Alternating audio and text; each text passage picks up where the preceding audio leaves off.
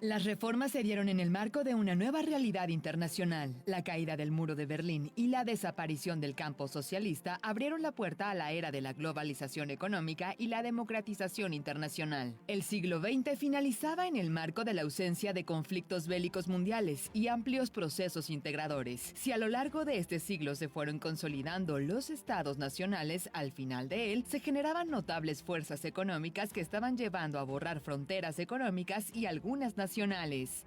Palabras expresas del expresidente Carlos Salinas de Gortari, quien a la mitad de su sexenio gestaba su gran proyecto, el Tratado de Libre Comercio de América del Norte, o simplemente llamado TLC. La cabeza del gobierno mexicano fue blanco de acusaciones por entregar, empañar o vender al país a los Estados Unidos. Se buscaron alternativas comerciales para que nuestro país pudiera competir con las nuevas ideas de la economía internacional. Es un hecho que la realidad de México cambió a partir de la entrada en vigor del TLCAN, con los beneficios y perjuicios que esto implica. El campo fue afectado con el recorte de presupuesto y la falta de apoyos. La desaparición de la clase media y la desigualdad en la repartición de la riqueza comenzó a dividir a nuestro país en dos sectores, los que tienen y los que no. La mano de obra barata ayudó a la entrada de varias empresas que decidieron invertir en nuestro país, generando plazas y empleo, pero a bajo costo y con pobres condiciones laborales para la población. Los movimientos y manifestaciones sindicales estuvieron a la orden del día al sentirse afectados por las nuevas ideas del gobierno. Y estaba en camino otra de las medidas que en su momento se vendió con la idea de la simplificación de las operaciones monetarias, la llegada de los nuevos pesos, la desaparición de los 3 ceros en la moneda nacional que años más tarde se entendió como un paso adelantado al famoso error de diciembre y la devaluación del peso. El cine mexicano no escapó a la realidad y uno de los ejemplos para abordar los temas del momento fue la cinta llamada El Bulto. Gabriel Retes actúa y dirige esta cinta lanzada en 1991. El filme recrea la historia de Lauro, un fotógrafo con ideas de izquierda que sufre un apagón tras recibir un golpe en la cabeza durante la manifestación del 10 de junio de 1971 en el llamado Halconazo. Lauro despierta 20 años después de mantenerse en estado de coma y descubre un nuevo mundo. De entrada, su esposa Alba, papel interpretado por Delia Casanova, tiene un nuevo matrimonio. Sus hijos son adultos y se adaptan a la nueva época de la economía mexicana. Como si hubiera despertado en otro mundo, Alberto. Yo ya no soy tu mujer, yo amo a otro hombre. Yo de todos, eres un traidor. Ya párale, Lauro. Este año se estrena la cinta dirigida por Jonathan Demme, The Silence of the Lambs, mejor conocida como El Silencio de los Inocentes, basada en la novela negra de terror escrita por Thomas Harris y que cuenta con las tremendas actuaciones de Anthony Hopkins y Jodie Foster. La detective Clarice Starling busca realizar un perfil psicológico del asesino Buffalo Bill y para ello tiene contacto con Hannibal Lecter, acusado de cometer crímenes de canibalismo, encerrado en un hospital psiquiátrico en Baltimore. Son apenas 4 escenas las que comparten ambos actores, suficientes para hacer de esta cinta una obra de culto que arrasó en la entrega de los premios Oscar con 5 estatuillas: mejor director, mejor película, mejor actor, mejor actriz y mejor guión adaptado para el escritor Ted Talley.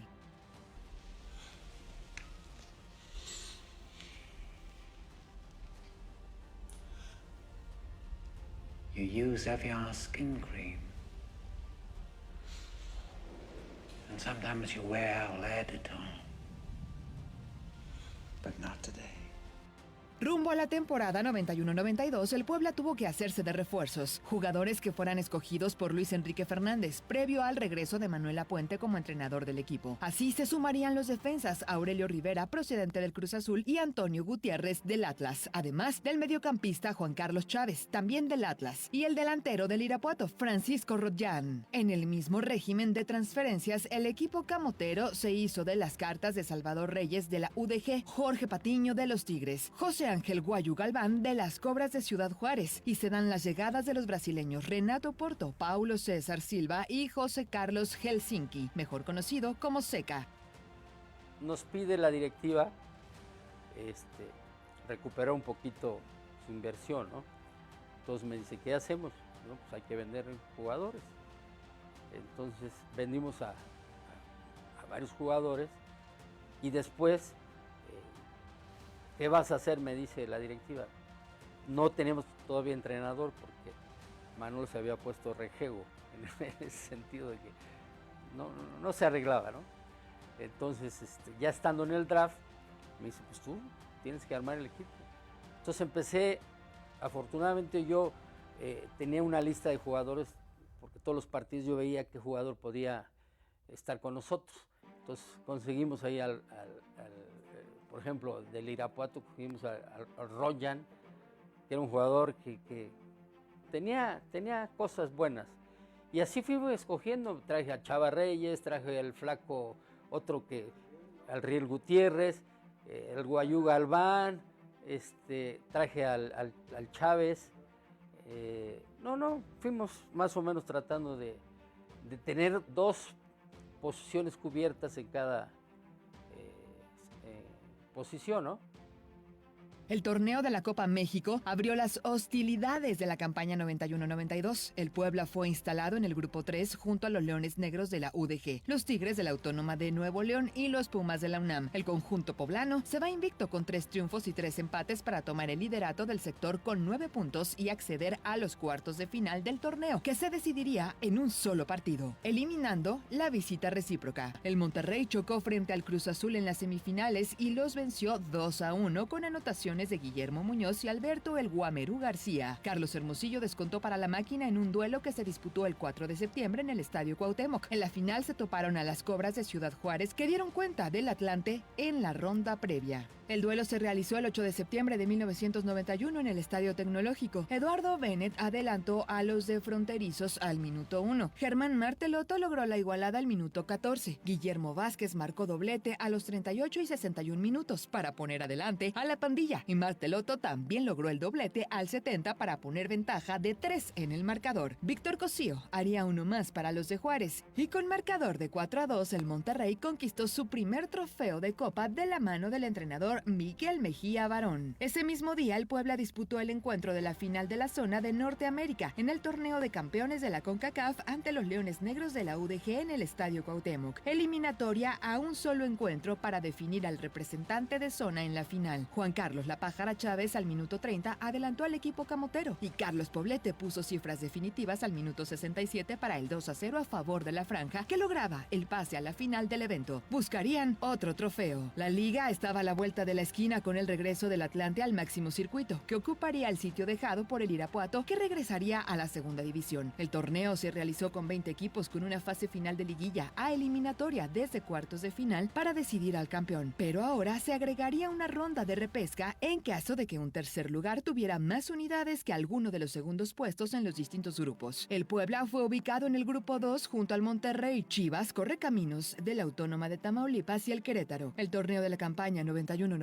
para el Puebla arrancó el 14 de septiembre en el Estadio Cuauhtémoc recibiendo a los Tigres de la Autónoma de Nuevo León y el encuentro terminó con empate, 1-1. Aurelio Rivera marcó en propia puerta el 1-0 para la visita y Carlos el Búfalo Poblete logró la paridad al minuto 17. División de honores en el primer encuentro de la campaña. Estaba lista la final del torneo de campeones de CONCACAF ante el Police Sports de Trinidad y Tobago, y el duelo de ida se realizó en el Estadio Cuauhtémoc el 18 de septiembre de 1991. El Puebla tomó la ventaja desde temprano con anotación de Roberto Ruiz Esparza al minuto 5. El brasileño Seca hizo el segundo al 35, mientras que Wayne acercaría a los trinitarios al minuto 58. El también brasileño Paulo César Silva haría el gol definitivo para el 3-1 que daba ventaja al equipo enfranjado en la final. El Puebla se reconectó a la liga 3 días después para enfrentar a las Cobras de Ciudad Juárez en el Estadio Olímpico Benito Juárez, y los camoteros se quedaron con el triunfo por 1-0 con anotación de Carlos Chávez al minuto 25. El equipo camotero viajó a Trinidad y Tobago para la vuelta de la final del torneo de campeones de la CONCACAF y el 24 de septiembre de 1991 se midió de nueva cuenta al Police Sports. Con un empate 1-1 logró mantener la ventaja para sumar su primer título internacional. Renato Porto marcó para los camoteros al minuto 55 y Albon Boyson logró la igualada al 70, pero fue inútil. El Puebla se quedó con el trofeo con un global de 4-2. Manuel Apuente sumaba otro campeonato para la institución. Y sí, yo creo que no era fácil. Entonces, inclusive Menotti, porque luego, acuérdense que me la hicieron y me quitaron a mí y pusieron a Menotti. Pero yo llevaba muy bien con Menotti, muy bien. Entonces, enfrente de Emilio, le dijo, nomás falta que te exijan el campeonato. Entonces, y llegamos a la final. Llegamos a la final con León Pero así se los dijo Menotti. No más falta que estos te exijan que vayas al campeonato. Y fuimos al campeonato. Entonces, sin exigencia alguna. Entonces, llegamos a la final y desafortunadamente perdimos. Desafortunadamente, pero fue una gran campaña, sí. El Puebla regresó con el confeti a la liga y cayeron en casa por 2-1 ante el Atlas en la fecha 3 del campeonato mexicano. Sigifredo Mercado adelantó a los locales, pero Gastón Obledo y Luis Flores marcaron la diferencia para los zorros. El 4 de octubre de 1991 visitaron a los Tecos de la Autónoma de Guadalajara y se llevaron el triunfo por 2-1 para recomponer la figura. Salvador Reyes y Carlos Poblete hicieron los goles para la causa poblana. En la jornada 6, el equipo camotero visitó a las Águilas del América en el Estadio Azteca y el duelo terminó con empate 2-2. Carlos Poblete adelantó al equipo camotero al minuto 9 y Luis Roberto Alvesague hizo el empate para los de Cuapa al minuto 37. Juan Carlos Chávez hizo un autogol al 77 que daba ventaja a los capitalinos y llegó Seca al minuto 80 para marcar el empate del conjunto enfranjado. Sería el único gol del brasileño José Carlos Helsinki en la liga. El guardameta Pablo Larios y la defensa del Puebla lograrían una nueva marca para el equipo. No permitieron anotación en 5 partidos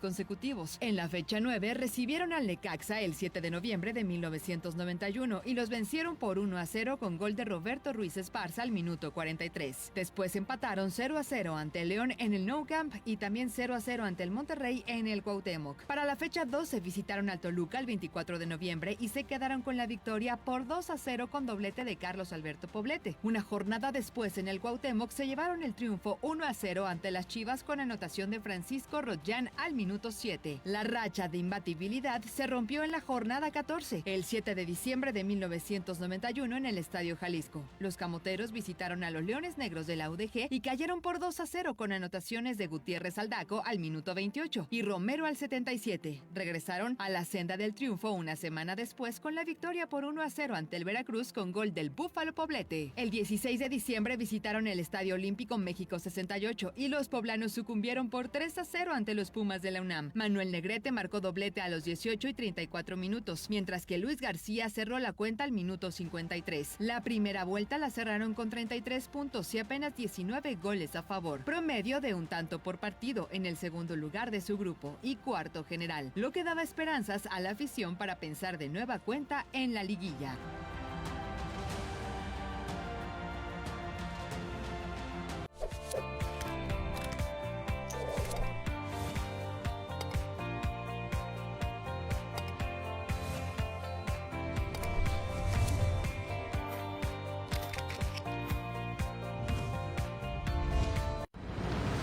Puebla inicia una nueva historia. Este momento quedará escrito en la memoria. Hecho por todos los poblanos con esperanza. Con deseos de crecer.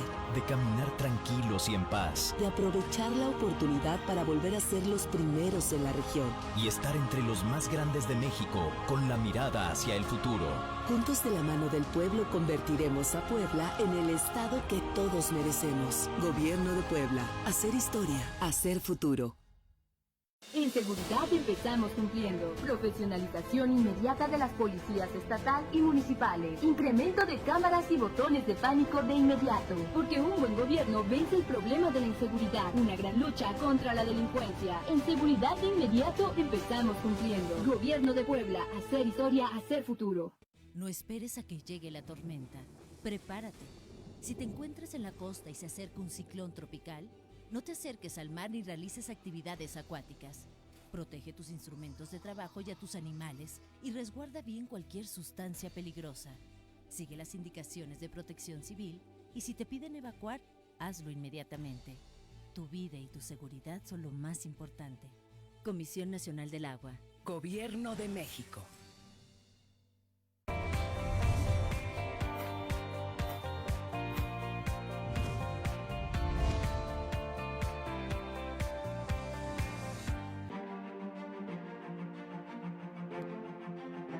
Un equipo muy aguerrido, te digo, como tú lo dijiste, Toño, se fue Marcelino, se fue el Chepo, se fue el Chichero, nos quedamos Pablo, Roberto y yo, que eran los que más jugábamos, pues estaba Gerardo, volvió Sigifredo, llegó el coreano, llegó Chavita, llegó La Pájara, llegó el Guayú, Paco Royan, puro rudo, los brasileños. Y se armó un grupo muy simpático, que nos unimos muchísimo y sabíamos que teníamos que picar piedra. Se hizo un gran torneo con lo que se tenía, pero yo sí le doy mucha validez ese torneo a Manolo Lapuente. La verdad nos convenció de jugar en un esquema un poco diferente y que la base de nosotros era el equipo, era que teníamos que jugar en equipo y así se hizo. La directiva organiza un cambio de brasileños rumbo a la segunda vuelta del campeonato. José Carlos Helsinki Seca dejó su lugar a Antonio Núñez Milton, mejor conocido como Zico, quien llegó para terminar el torneo. Además, se dio la oportunidad de subir a los novatos Gilberto Jiménez y Marco Antonio Val, que tendrían algunas oportunidades con el primer equipo. Llegó y le dije, mira, tráelos y los vemos, si sirven. Compramos. Y sí, afortunadamente llegaron 2-3 que nos sirvieron realmente para lograr el objetivo de llegar a la final en León.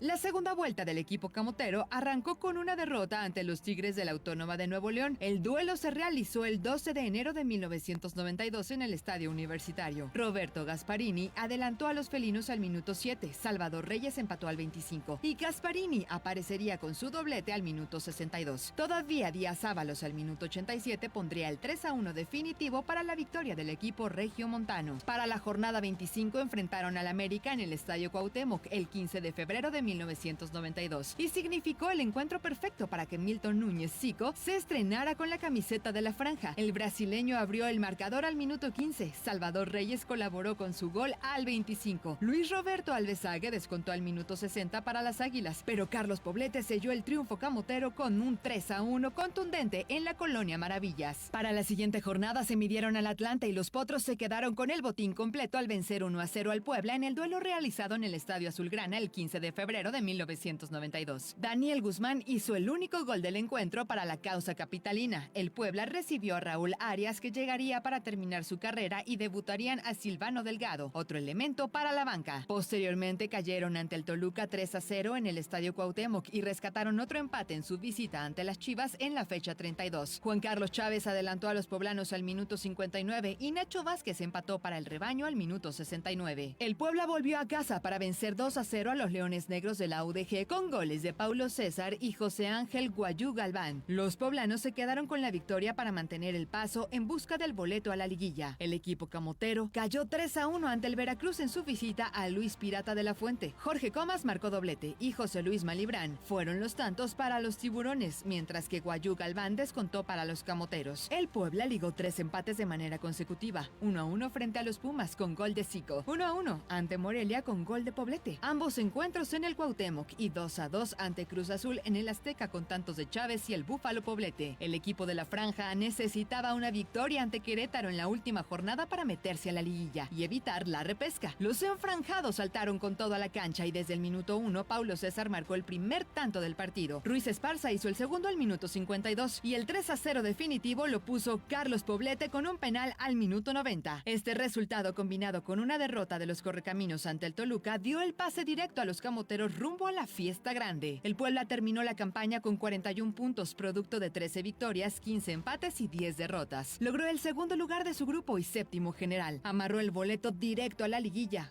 junto al Atlante, Necaxa, Chivas, León y los Pumas. Ya en la fase de cuartos de final, el Puebla se midió a las Chivas y el duelo de ida se realizó en el Estadio Cuauhtémoc el 21 de mayo de 1992. El equipo camotero tomó ventaja tempranera con gol de Zico al minuto 7. Chava Reyes hizo el segundo al minuto 51. Jaime Ordiales descontó para el rebaño al minuto 88 y parecía que así terminaría el encuentro. Pero al minuto 90 llegó un penal a favor de la franja, cobrado de manera eficiente por Carlos Poblete, que puso el definitivo 3-1. Una ventaja importante para viajar a Guadalajara. La vuelta se jugó en tierras tapatías el 24 de mayo en el Estadio Jalisco y el Puebla se fajó para mantener el resultado. Los camoteros volvieron a tomar ventaja con un gol de Carlos Poblete al minuto 38 del primer tiempo y en la segunda parte Chivas descontó con anotaciones de González al 54 y Gerardo Silva al minuto 82. Pero no fue suficiente y quedaron eliminados con un global de 4-3. El Puebla tomaba rumbo a las semifinales del torneo. En la antesala por el título se topó con el Necaxa. El equipo capitalino llegaba llegaba con una racha de 19 partidos sin perder y como la mejor ofensiva del campeonato con 67 goles. El Puebla se veía como el rival más débil de la eliminatoria y parecía condenado. La ida en el Estadio Cuauhtémoc se realizó el 27 de mayo de 1992 y Carlos Poblete sobrepasó sus límites, poniéndose el traje de héroe. Al minuto 5, el Búfalo marcó su primer tanto en el partido y al 12 ya tenía un doblete en su cuenta. Ivo Basay no se quiso quedar atrás y marcó al 29, para después servir el gol del empate a Ricardo Peláez al 58. Parecía un duelo entre arietes chilenos y el 9 del Puebla volvió a aparecer para completar su triplete al minuto 67 y devolverle así la ventaja a su equipo. Por si fuera poco, 10 minutos después de la anotación, Pablo Larios vio la tarjeta roja y Poblete se colocó la casaca de guardameta para rifarse el físico y mantener el marcador de 3-2 a favor del equipo camotero.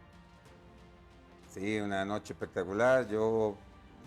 Los delanteros siempre fuimos como de momentos y en esa liguilla yo me sentía a full. Ya había logrado 2 goles frente a Chivas y tú te sientes que andas con todo. Y digo, ese partido fue espectacular porque en 10 minutos ya le llevamos 2 goles al Necaxa de los 90s, que ya traía que creo que ese partido traían 20 partidos invictos con Saporiti. Sí, ya estaba, imagina el equipo, Ivo, Peláez, Aguinaga, Alberto, Ambriz, Catolaro, era una máquina que después nos emparejan en el marcador, pero nosotros seguimos machacando y pudimos meter el tercero y ahí viene la jugada de cuando Ivo se va solo y Pablo la toca con la mano fuera del área.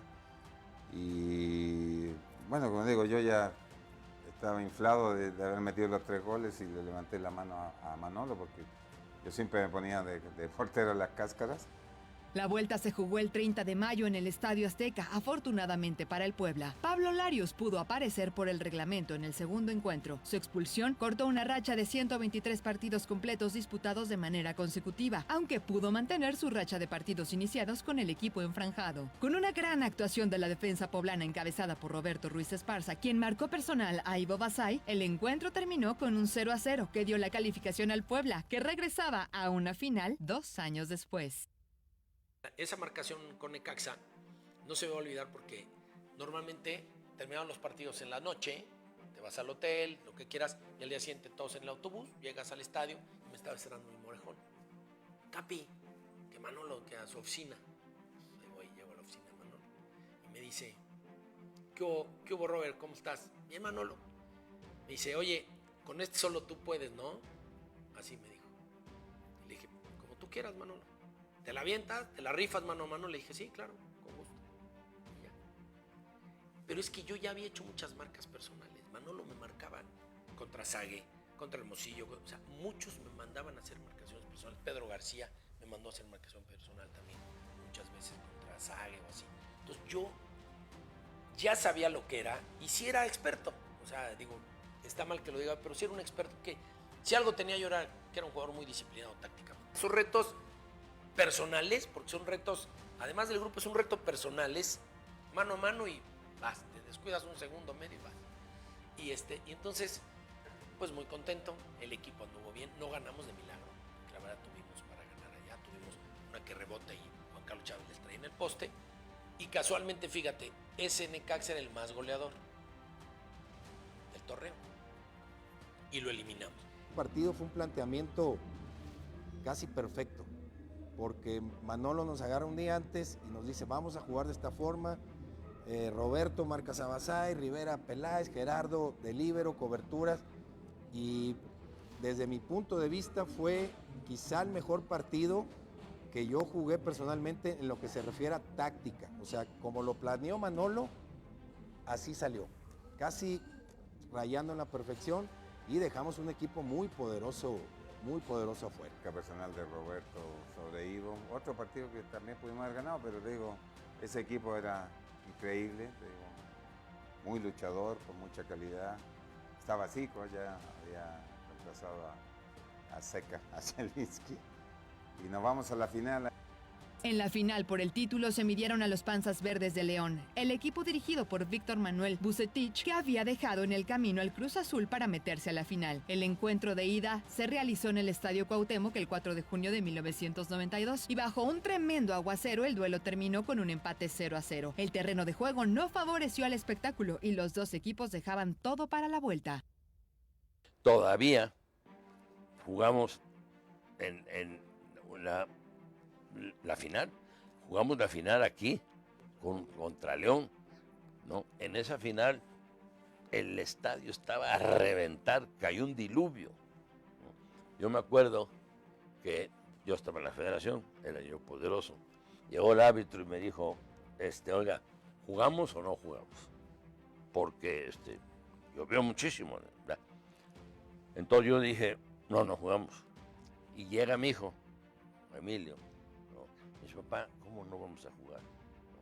Nosotros habíamos vendido cualquier cantidad de boletos, un sobrecupo que tuvimos hasta la bandera, ¿no?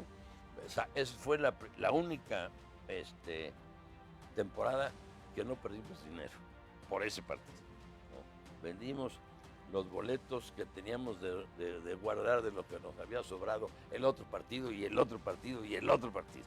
Bueno, vendimos todo, ¿no? Me dice, Emilio bien, mi hijo bien, ¿no? Dijo, ¿y mañana dónde metes a la gente? Dice, ahorita pudiste salir adelante por el agua, mucha gente no vino. Y mira cómo está el estadio, mañana a las 12 del día nos van a matar, ¿cómo quieres que no? Total, dije, bueno, está bien, tienes razón, y jugamos, empatamos, porque estaba mojado, era rómpela y ubícate, el equipo bueno éramos nosotros, ya no estaba Aravena, no, ya no estaba Aravena, ya no estaba Edivaldo, estaba Poblete, Roberto, sí, por supuesto, estaba un brasileño, estaba Arias, que se lastimó, después, si no se lastimó Arias, ganamos allá, pero bueno, esa parte, se lastimó Arias, y los brasileños, sí, unos brasileños que nos habían vendido como por paquete, ¿no? Ese fue nuestro error, no haber suspendido el partido. Porque realmente no logramos sacar ventaja del estadio ante la lluvia. ¿Me entiendes? Entonces, si hubiéramos suspendido el partido y jugarlo al otro día, nos hubiera ido mejor. El duelo por el trofeo de Liga se realizó el 7 de junio de 1992 en el estadio Nou Camp y de nueva cuenta, en 90 minutos no se hicieron daño. Partido cerrado, con mucho nervio. El Puebla cerraba espacios y mordía al rival, pero al minuto 104, una mala salida del arquero de la Selva abrió la puerta a los del Bajío que lograban abrir el marcador por conducto de Carlos Turribiates. Y 2 minutos después, un autogol de Aurelio Rivera cerró la cuenta para el 2-0 de León, que 36 años después lograban levantar un campeonato. El quinto trofeo de Liga iría a las vitrinas de los Esmeraldas y se convirtió en la primera final perdida para el Puebla y Manuel Lapuente.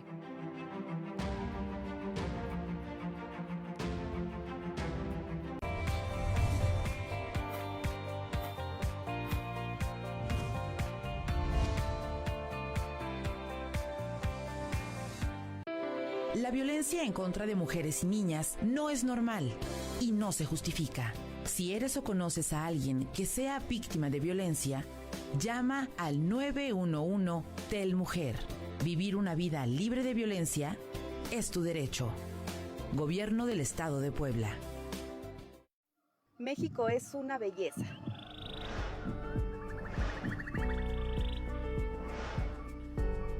En estas vacaciones planea tu ruta. Recuerda que las autopistas y carreteras son seguras si manejas con precaución. Garantiza tu viaje de ida y vuelta. Secretaría de Comunicaciones y Transportes. Gobierno de México.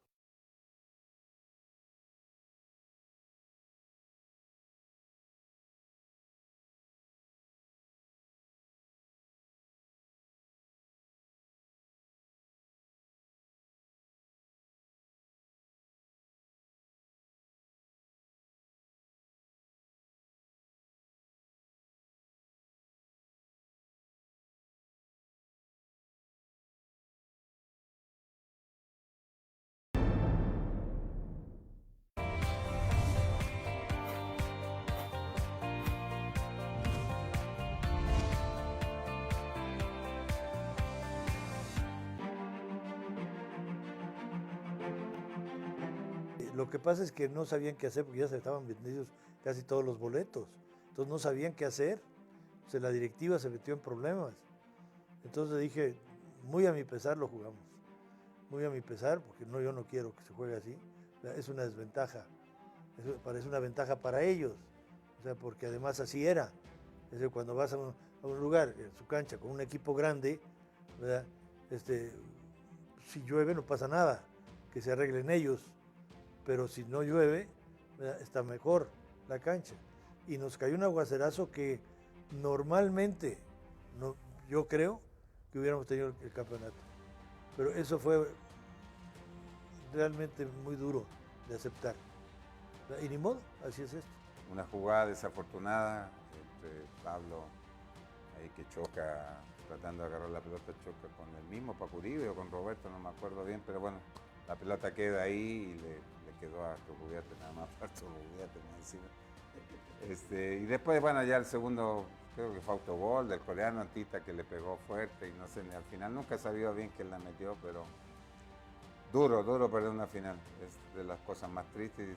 A la gente que nos fue a ver, nuestra familia, la gente del León, en mal plan la dividió, mandó a algunos al córner y a las otras detrás de la portería arriba, amenazas. La gente es complicada el León, en esa época sobre todo. Pero digo, lo futbolístico, sí, la expulsión de Ángel y terminamos desgarrados con Aulares, terminó desgarrado. Dura, muy dura, porque el clima también está insoportable, el calor insoportable, y sí, fue muy complicado. También fue complicado porque no se esperaba a nadie de jugar un partido así porque con lluvia pasa cualquier cosa.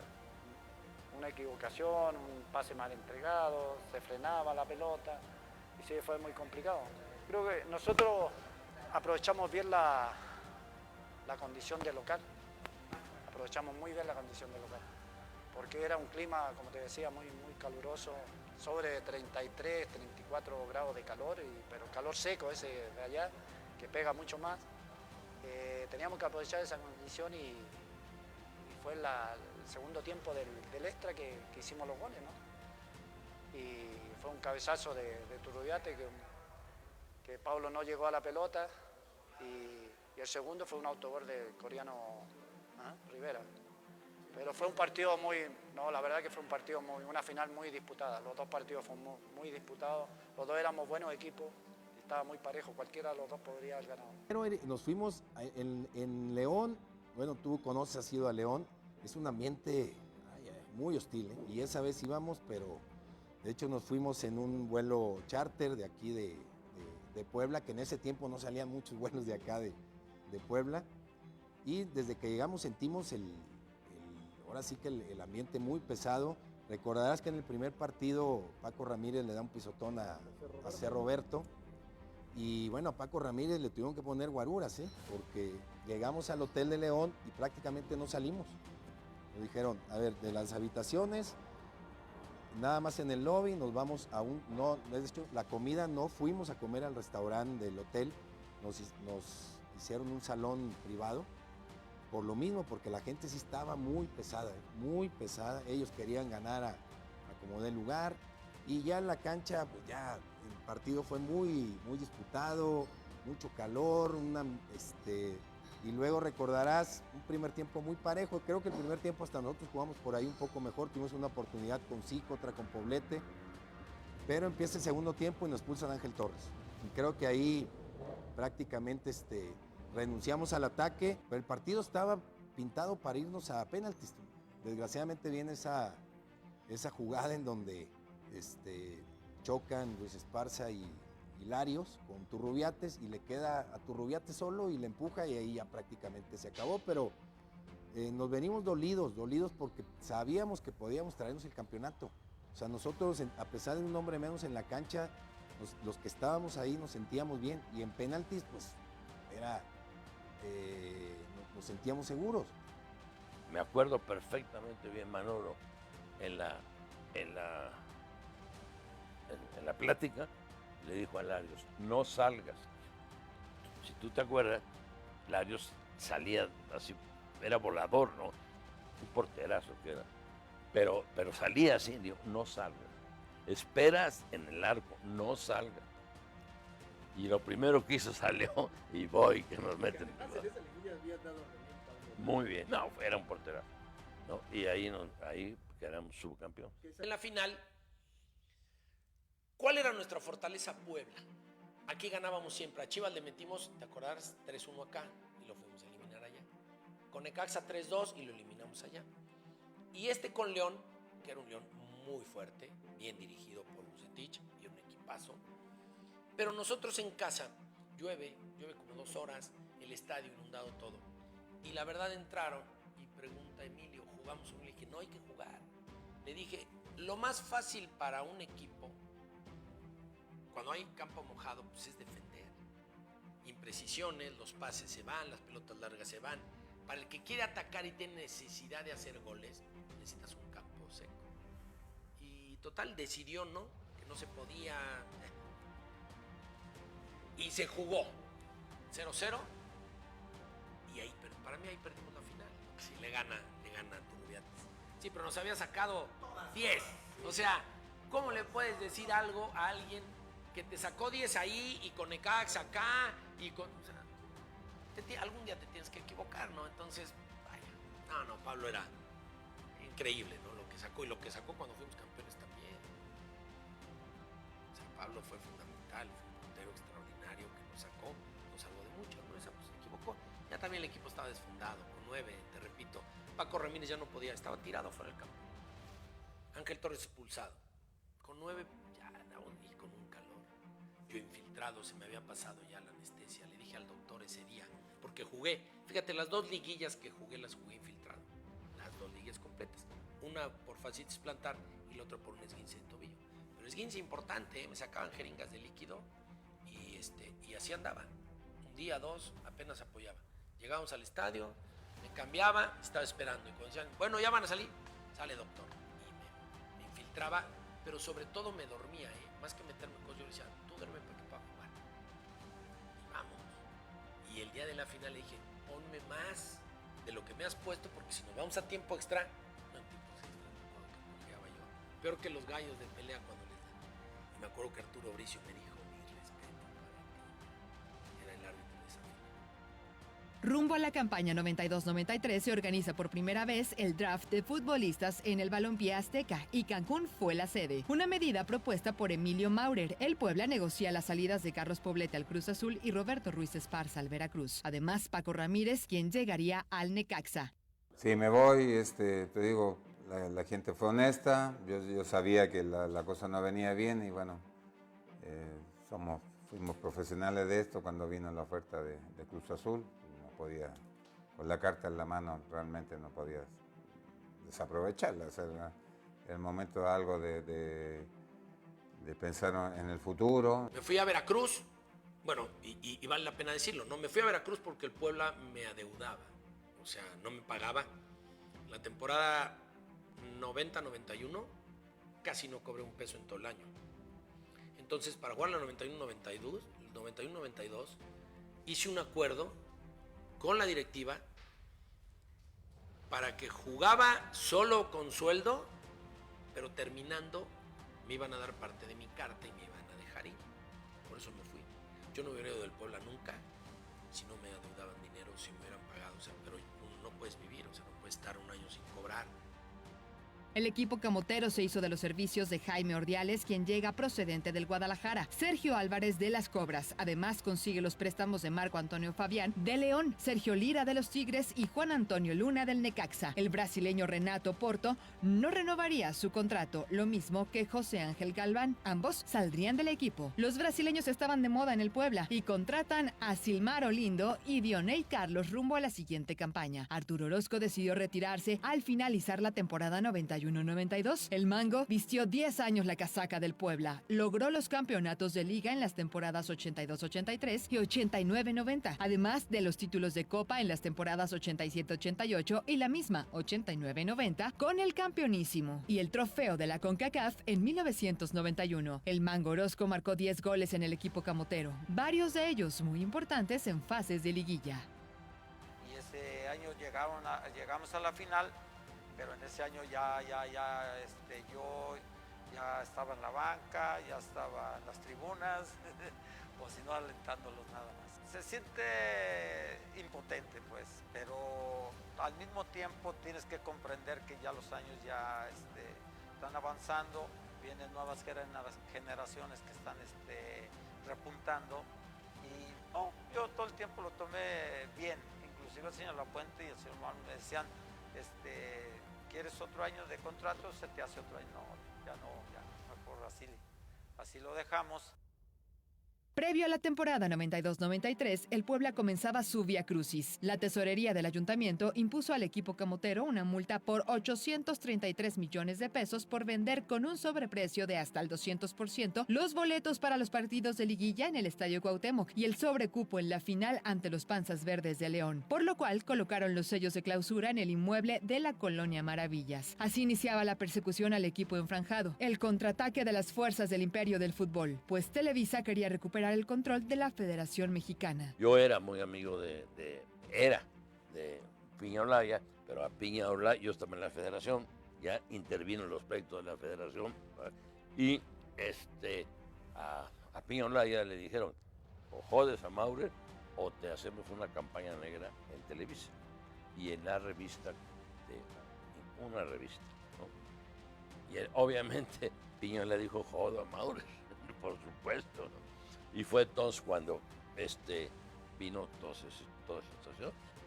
La directiva del Puebla logró un amparo ante la justicia federal y decidieron jugar la temporada en Zacatecas, mientras se resolvía el entuerto. Pero el poder del sistema prohibió que el equipo jugara ahí la siguiente campaña. Los aficionados se manifestaron a favor de su equipo frente a las autoridades municipales encabezadas por el alcalde Marco Antonio Rojas, pero las movilizaciones no tuvieron un final feliz y el Puebla se vio obligado a arrancar la campaña en León. Rumbo a la temporada 92-93, el Pachuca regresó al máximo circuito y ocupó el lugar de las descendidas Cobras, mientras que el equipo camotero fue instalado en el Grupo 2 junto al Necaxa, Morelia, América y Leones Negros de la UDG. El Puebla debutó el 16 de agosto de 1992 en el Estadio Nou Camp de León ante el Atlas, y los zapatillos se quedaron con el triunfo por goleada de 4-1. Silviano Delgado, con un autogol al minuto 16, abrió la cuenta. Comicio hizo el segundo al 62. Vanderlei apareció al 74.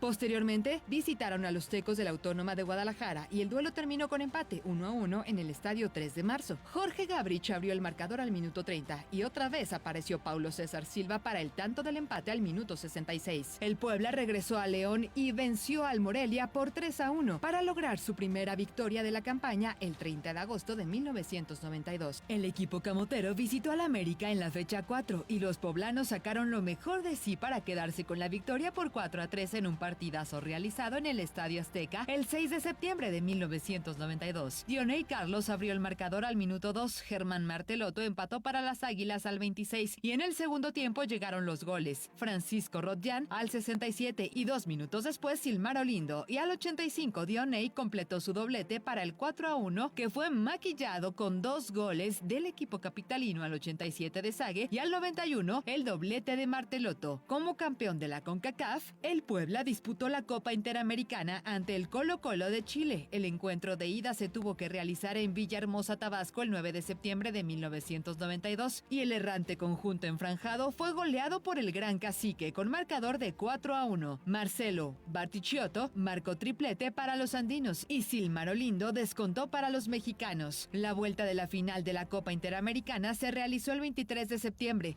Los poblanos pagaron la visita en Santiago y los chilenos no tuvieron piedad para imponerse con autoridad por 3-1 con goles de Hugo Rubio, Gabriel Mendoza y Adomaitis, que marcó su segundo gol en la serie. Paco Rodjan hizo el tanto para la causa poblana, que cayó con escandaloso global de 7-2.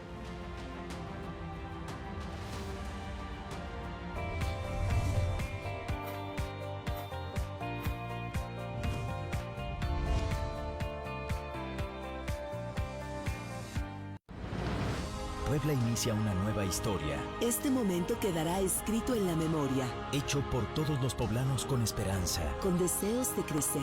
De caminar tranquilos y en paz. De aprovechar la oportunidad para volver a ser los primeros en la región. Y estar entre los más grandes de México, con la mirada hacia el futuro.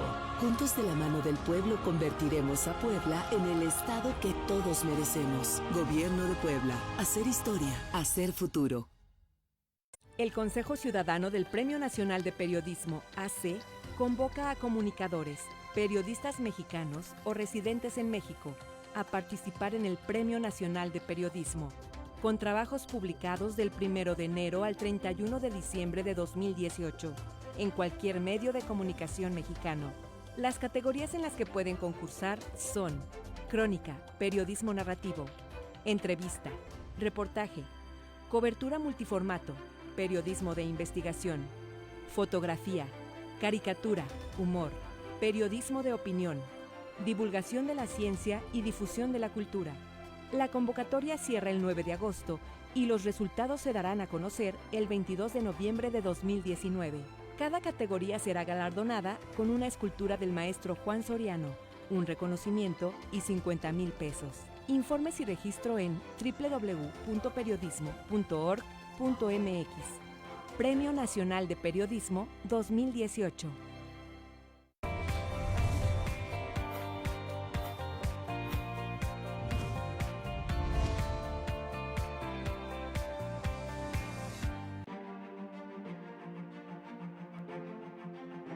En Tabasco, imagínate, o sea, una copa tan importante que a lo mejor en esas fechas no se daban importancia de lo que era el campeonato de CONCACAF, que también lo conseguimos allá en Trinidad y Tobago.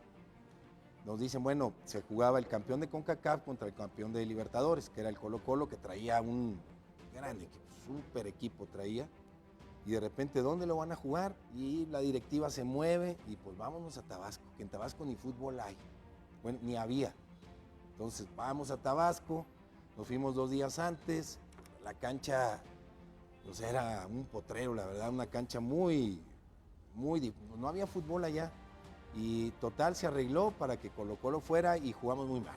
Ahí nos pesó mucho ya el aspecto mental de nosotros, estábamos caídos, porque vamos a Tabasco, regresas, nos gana Colo-Colo 3-1 y ya tuvimos que hacer la visita ya a Santiago, que hicimos un gran partido, El Puebla salió de León para jugar en distintas plazas debido a la persecución a la que era sometida la directiva. Jugaron en Hermosillo, donde empataron 0-0 ante el Atlante. En Ciudad Cooperativa, en Hidalgo, empataron 0-0 ante el Cruz Azul. Y en el Luis Pirata de la Fuente cayeron por 3-1 ante los Tigres con doblete de Sergio Almaguer para los felinos.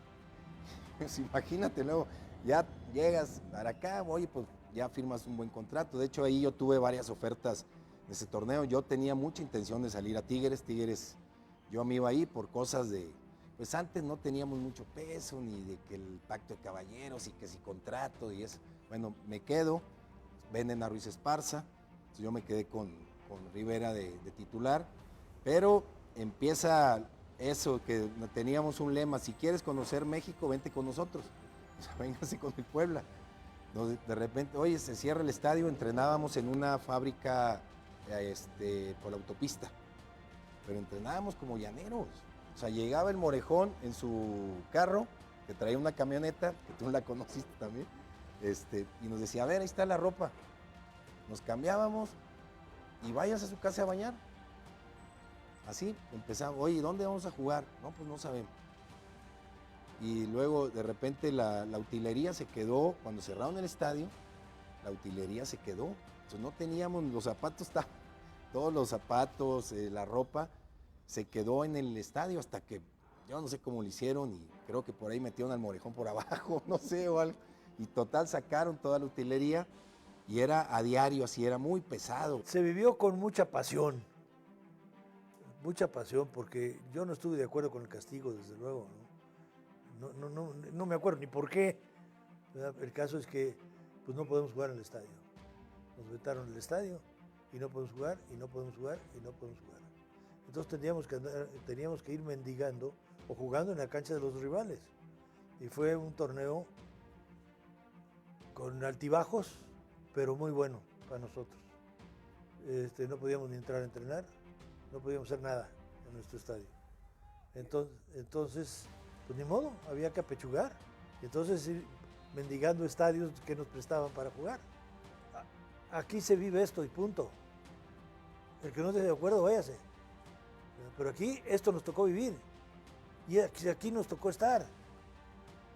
Emilio Maurer fue obligado a vender al equipo para renunciar a sus cargos en la Federación Mexicana de Fútbol, objetivo principal de la persecución que sufría el equipo. El periodista Juan Bustillos Orozco encabeza a la nueva directiva que se haría del conjunto de la Franja por 25,000 millones de pesos el 19 de octubre de 1992. Y a partir de esa fecha, como por arte de magia, retiraron los sellos de clausura y se preparaba el regreso del equipo enfranjado al Estadio Cuauhtémoc.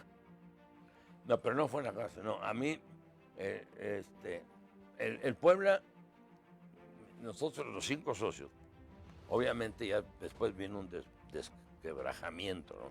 O sea, unos querían, otros no querían. O sea, los 5 socios que estábamos muy unidos, ¿no? Ya no querían seguir en el Puebla, ¿no?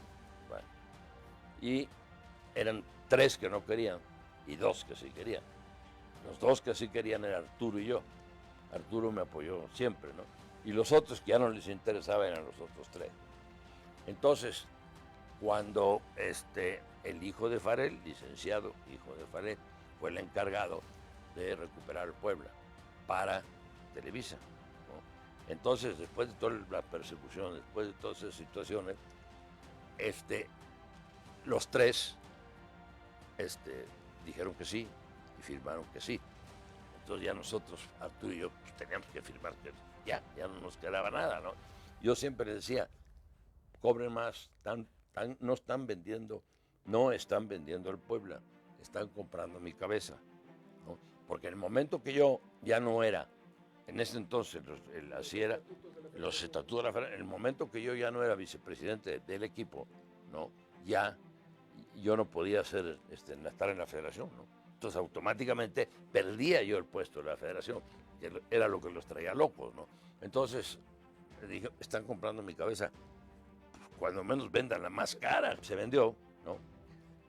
Y pero el León, que era muy amigo del presidente de León, Roberto Celeño, muy simpático, un personaje, dije, vente el presidente, vicepresidente, y fui presidente de él, como 5 minutos, ¿no? Entonces, cuando ya esas situaciones, entonces fue cuando me metieron en la cárcel.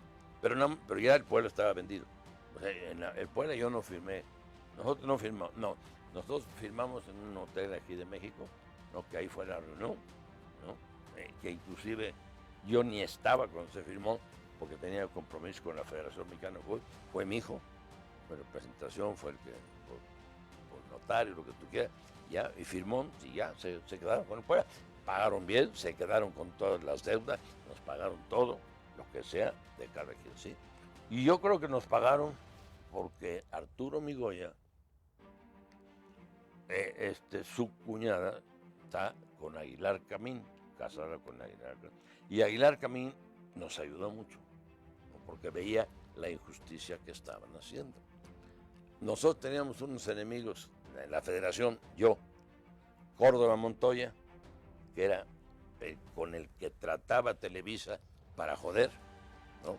Pues era poderosísimo, era el poder tras el trono en el tiempo de salida, ¿no? Entonces, pero gracias a la intervención de Aguilar Camín, sí nos pagaron. Si no, nos hubieran quitado el equipo y nos echan a una zanja. Lo que pasa es que con esa intervención, porque él pesaba mucho, ¿no? Entonces, sí nos pagaron correctamente, ¿no? Nos quitaron el equipo a fuerza, pero nos pagaron correctamente. Justo porque la televisión pagaba una miseria a los equipos y Emilio hizo que les pagaran bien a los equipos. ¿Cuál fue su...? No es error, no es error. Quizá fue una estrategia mala. Él iba avanzando también, de veras bien, que entonces pretendió vender los derechos de la selección a Televisión Azteca con José Ramón y ahí el Tigre, eso ya no lo permitió. Entonces, a través de Córdoba Montoya vinieron a ver a Piñolaya y nos cerraron el estadio. No, fue una lucha tremenda. Pero finalmente a Maurer lo quitaron. Vinieron y compraron en $10 millones al Puebla. Con esa cantidad, Emilio les pagó a los socios porque habían perdido mucho dinero con ese equipo. Era muy caro ese equipo. Entonces, con ese dinero pagó a los socios, pero nos quedamos sin equipo. El hombre que enfrentó al imperio por los derechos de televisión y trató de cambiar a la selección nacional, revolucionándola a través del trabajo de un gran técnico como César Luis Menotti, terminó en la cárcel. 24 horas y se me hizo mucho. Bueno, a mí me agarraron aquí en Puebla, en el despacho, bajando del despacho. Yo tenía, me acuerdo perfectamente, yo era un Cayla rojo, ¿no? Y me digo Cayla rojo porque se cerraban los seguros cuando usted cerraba la puerta, sí se cerraban los seguros. Entonces yo salí del despacho, yo no me sabía nada, y estos bueyes que estaban esperándome, que eran el licenciado y el actuario, todo contra la ley, porque no hubo exhorto, ni hubo nada, hubo un caballazo, ¿no? Pero yo me metí al coche y no se dieron cuenta, y se cerraron los seguros del coche, ¿no? Cuando se cerraron los seguros ya venía con el chofer, que aquí, ahorita, el chaparrito que estaba, Joaquín, él estaba. Entonces ya nos íbamos a una comida que teníamos con José Ramón Fernández, Roberto y Arturo Migoya en casa de Arturo. ¿No? Que yo ya nunca llegué, pero te digo que cuando ya se cerraron los seguros, ya nos íbamos, llega el licenciado, el que me metió a la cárcel, me toca el vidrio. Y me dice, señor Maurer, le queremos hacer una entrevista, porque es usted personaje de fútbol. Me echó, y ahí está tu pendejo, que se baja del coche, ¿no? Y ahí me agarraron, ¿no? Y ahí me agarraron, ya, y Joaquín me siguió siempre. O sea, íbamos, me llevaron a México, y él venía atrás, ¿no? Yo llegué allá a la cárcel a las 7 de la noche. Fui. Y a las 7 de la noche me llevaron, bueno, al despacho del director de la cárcel. Ahí estuve hasta la 1 de la mañana. A la 1 de la mañana me dijo el señor, ahora sí ya me voy a mi casa. Señor Maurer, le tiene usted que ir a la crujía. Yo todavía le digo, oiga, no me ponga que me cierre porque me da claustrofobia y lo que usted quiera. Me dice, mire, le vamos a cerrar porque está usted más seguro que si le cerramos, a que le dejamos abierto. Entonces, no se preocupe. Me hicieron a la crujía 11. En la 10 estaban dos personajes, padre e hijo, del Heraldo de México. Muy buenas personas. ¿No? Esos fueron los que llegaron, me dijeron, señor Maurer, pide a usted a su gente que le den unos dinero suelto, unos 10, 15 mil pesitos, dinero suelto, porque aquí todo le cuesta a usted dinero. Necesita usted suelto para vivir bien, ¿no? El desayuno nos llevaron a la celda, dinero, ¿no? Yo me acuerdo perfectamente, a ver, quítese los cadetes de los zapatos. No, ¿para qué? Dinero. Todo dinero. Me gasté 15 mil pesos en el día, en varios Y y Z, ¿no? Después tenía que ir a declarar allá hombre, déjame rasurar porque cuando vean que no estoy derrotado, ¿no? Dinero. Todo fue dinero. Ya me sacaron, obviamente, el ingeniero Leaño, que todavía vive, está malito ya, un personaje. Sí, ubica usted a Leaño. Gracias a él me sacó, gracias. Si no, igual todavía estoy ahí, pero él me sacó, me dijo, si no sale Maurer, paro el fútbol. Porque me metieron totalmente chueco con García. José Antonio García fue la mente chueca que le sirvió a Televisa para meterme. El Puebla regresó al Coloso de Maravillas el 1 de noviembre de 1992. En la fecha 11 recibieron a los Leones Negros y los poblanos se quedaron con el triunfo por 2-0 con goles de los brasileños Zico y Dioney, debido a un veto del Estadio de la Bombonera en la fecha 17 del campeonato. El equipo poblano se midió al Toluca como visitante en el Estadio Azulgrana el 28 de noviembre de 1992. Ese día, Pablo Larios no pudo alinear por una lesión y dejó atrás su racha de juegos consecutivos con 143. Nacho Sánchez Sánchez Barrera se colocó bajo los 3 postes y se llevó 4 goles de los Diablos. De Pietri, Jorge Rodríguez, Corti y Washington Olivera hicieron los tantos para la goleada de 4-0. El Puebla cerró la primera vuelta con un empate 2-2 ante el Santos Laguna el 13 de diciembre. Paco Rochán fabricó doblete para la franja y con goles de Durón y Ramón Ramírez se decretó la división de puntos. Los camoteros sumaban 21 puntos, pero tenían que apretar el paso en un grupo complicado si querían el boleto a la liguilla. Para la segunda vuelta de la temporada, el equipo camotero dio de baja a Juan Antonio Luna y Paul César el Gaucho Silva. En su lugar son contratados Horacio Rocha y el también brasileño Amarildo Suárez. El Puebla arranca con una derrota ante el Atlas por 2-1 en el Estadio Jalisco, la segunda vuelta del campeonato. Amarildo Suárez llegó con cuota goleadora y anotó en 3 partidos consecutivos: la derrota ante el Atlante por 2-1, la victoria 3-1 frente a Pachuca, donde Bruno Mendoza y Zico completaron la cuenta, y el triunfo 1-0 ante Cruz Azul en el Estadio Azteca. A partir de ese momento, el Puebla sumó 8 partidos sin conocer la derrota. Empataron 4 juegos consecutivos con marcador de 1-1 ante León, con gol de Bruno Mendoza, frente a Tigres con tanto de Dioney, con los Correcaminos con anotación de Sergio Lira, y ante los Tecos con un gol de Sigifredo Mercado. Posteriormente golearon 4-1 a las Chivas con doblete de Rodjan, un gol de Bruno Mendoza y autogol de Demetrio Madero en el Estadio Cuauhtémoc el 14 de marzo de 1993. En la fecha 32 también recibieron al Querétaro en el Estadio Cuauhtémoc y lo vencieron por 2-1 con anotaciones de Bruno Mendoza y Sigifredo Mercado. La racha terminó ante el Necaxa en el Estadio Azteca el 21 de marzo. Los Rayos se llevaron la victoria por goleada de 4-1 con doblete de Ricardo Peláez y anotaciones de Martín Peña e Ivo Basay. Por el Puebla descontó Amarildo Suárez. El Puebla cerró con 3 victorias en los últimos 5 partidos. Venció 2-0 al Veracruz con goles de Bruno Mendoza y Sergio Lira, 1-0 ante el Monterrey con otro gol de Lira y 3-1 frente a Santos con triplete de Amarildo. Pero fue inútil. El equipo camotero sumó 43 puntos con 16 triunfos, 11 empates e igual número de derrotas. En el cuarto lugar de su grupo quedó eliminado, detrás del líder Necaxa, que cerró con 54 unidades, América 47 y los Tecos con 46. El Puebla ocupó la 9ª plaza en la tabla general y quedó fuera de la liguilla por primera vez desde el torneo 83-84. 8 temporadas consecutivas. Amarildo se destacó en la segunda vuelta con 9 anotaciones.